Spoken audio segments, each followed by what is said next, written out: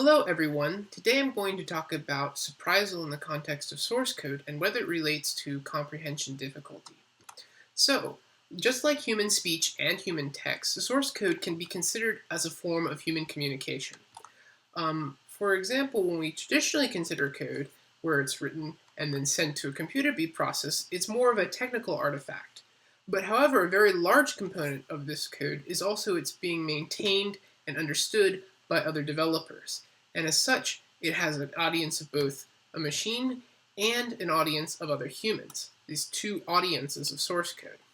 And within the construct of source code itself, there are really two channels of information that can constrain and interact with each other.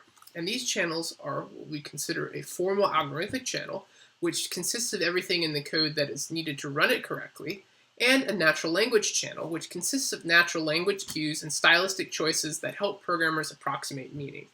And if we take this example from the introduction, we can look at something, say, the name of the function called quicksort, where it identifies the function as both sorting and a specific algorithm where people can rely on past experience in order to much more quickly understand what the code does.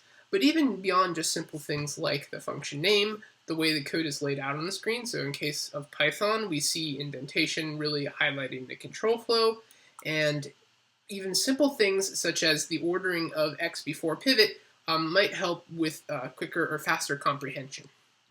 And we know that when we send out information to both of these audiences, the machine is really only able to take advantage of this algorithmic channel, but the algorithmic channel along with the natural language channel are both options for other developers. They can use the natural language channel or fall back on this computation in order to determine what the meaning is. And when writing to these two audiences, people are trying to both write their code correctly and also create code that is easier for themselves and for others to interpret.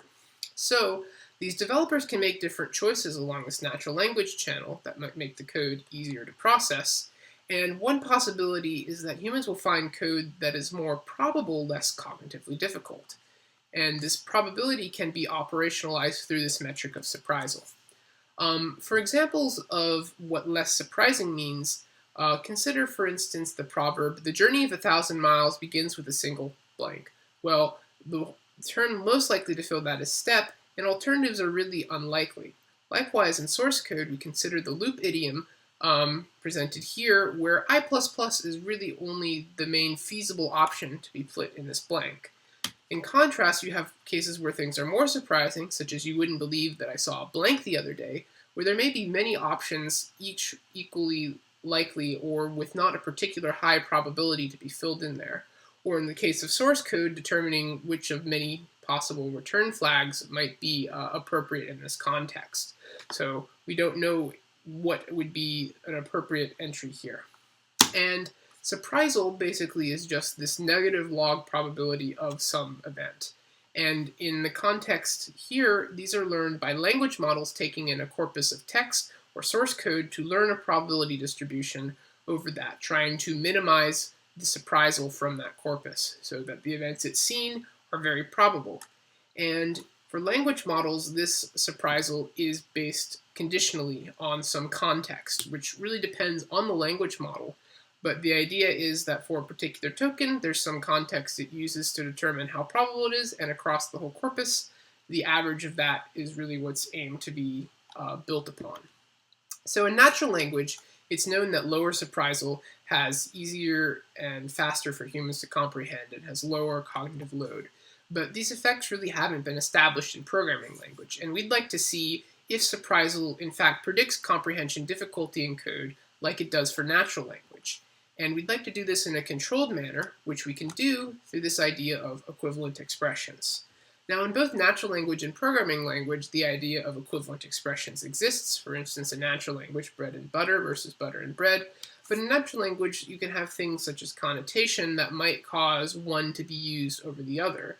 For instance, the less idiomatic way, butter and bread, might be implying that there's a more dominant position of butter in this relationship.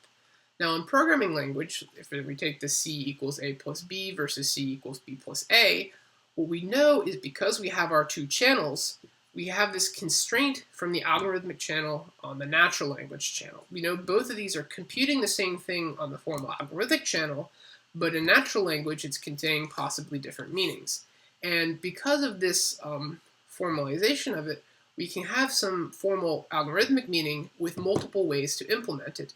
And among these, we can compare different surprisal values on really a fair comparison. So basically, the theory would be that predictable code helps the interpretation. That if you have some implementation, there is a correct meaning to be taken from that implementation. And for a machine executing it, they will always arrive at that correct meaning. And humans can approximate this, but it might be very cognitively expensive for them to do so. Whereas using natural language cues might operate on a type of noisy channel model process where developers rely on past experience in order to make an approximation of what they think the meaning is given the implementation.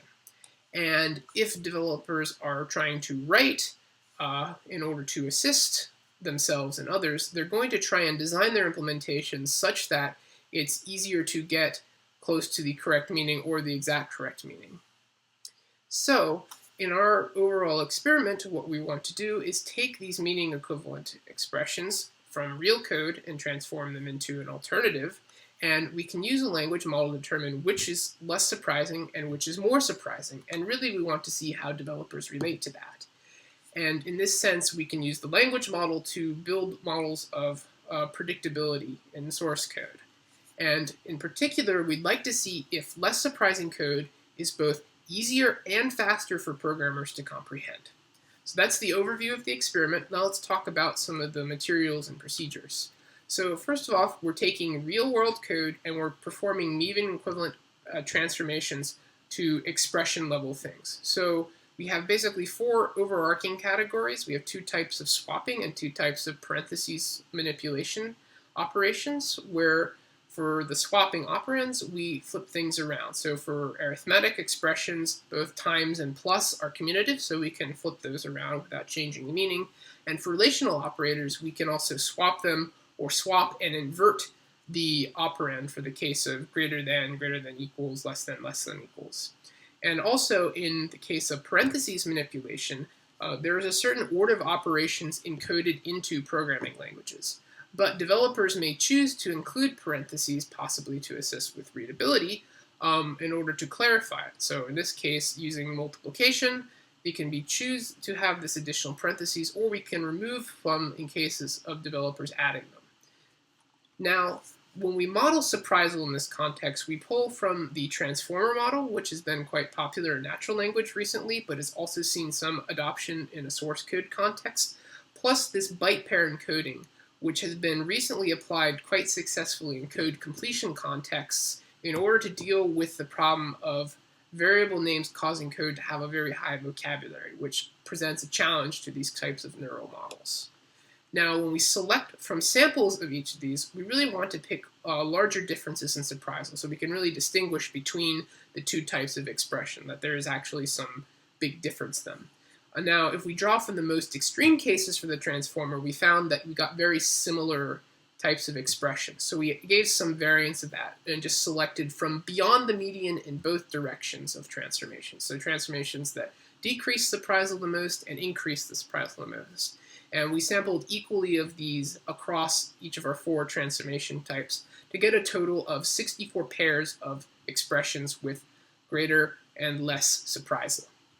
Now, the task that we provide is that we ask them to answer 32 questions about these pairs. So we will present from them a particular example of one, along with some initial variables so that they can compute the result, and then ask them a comprehension question about it. And for our participants, we pulled from Amazon Mechanical Turk using some filters to make sure we had high user quality, and then asking them to perform a comprehension test as a qualifying task before they could do the main process. And then even after the main process, we filtered out those who did not do better than 20 out of 32 in order to ensure that we had people who were generally attentive and answering correctly. And then at the very end of the survey, we used a demographics to try and get a sense of how much experience they had in Java, how often they coded, And as a result, after our filters, we had 111 responses. And for experience in Java, we had a mean of a little over 10 years with quite a bit of variance in the years of experience, but generally these are real Java programmers. So as examples of our questions, we had both true, false, and text questions. Both of them operated by first. We presented them with some initial variable values. They saw this before they saw either the expressions, and then we would present to them randomly one or two variants. One was the original code, one was the transform code, and they have very different surprisal values. And then, after they saw this, they would be asked a question about what the expression evaluates to given these particular inputs. So in this case, a Boolean expression, did it evaluate to true or false? Likewise, we also had text answer questions with exactly the same format, except that they would have specific variables that they would need to answer after the computation.